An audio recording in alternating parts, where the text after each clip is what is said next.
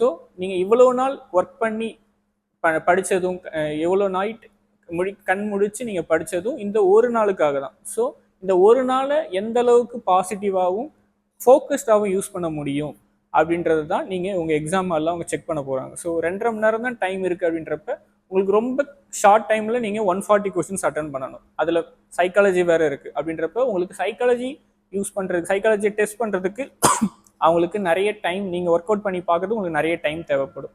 So அப்போ என்ன பண்ணணும், மோஸ்ட்லி நீங்கள் ஃபோக்கஸ்டாக இருந்தால் மட்டும்தான், கவனச்சிதறல் எக்ஸாம் ஹாலில் எதுவும் நடக்காமல் ஃபர்ஸ்ட் தியரி பார்ட்டை முடிச்சுட்டு எவ்வளோ சீக்கிரம் நீங்கள் சைக்காலஜிக்கு வர முடியுமோ சைக்காலஜிக்கு வந்துட்டு தெரிஞ்ச கொஷின்ஸை ஃபர்ஸ்ட் அட்டன் பண்ணிட்டு தெரியாத கொஷின்ஸுக்கு உங்களோட மேக்ஸிமம் டைமை கொடுக்க பாருங்க. தெரியாத எந்த கொஷினும் அவங்க கேட்க போகிறது கிடையாது. நீங்கள் ஒரு 1 இயர் 2 இயராக நீங்கள் ரெடி பண்ண கொஷின்ஸை தான் அவங்க கேட்க போகிறாங்க. ஸோ அந்த டைமில் அந்த மொமெண்ட்டில் உங்களுக்கு அந்த ஆன்சர் வருதா, அந்த ப்ரெஷரில் உங்களால் அந்த ஆன்சர் கொண்டு வர முடியுதா அப்படின்னு அவங்க செக் பண்ணுறாங்களே தவிர உங்களுக்கு தெரியாது அப்படின்னு அவங்க செக் பண்ணலை.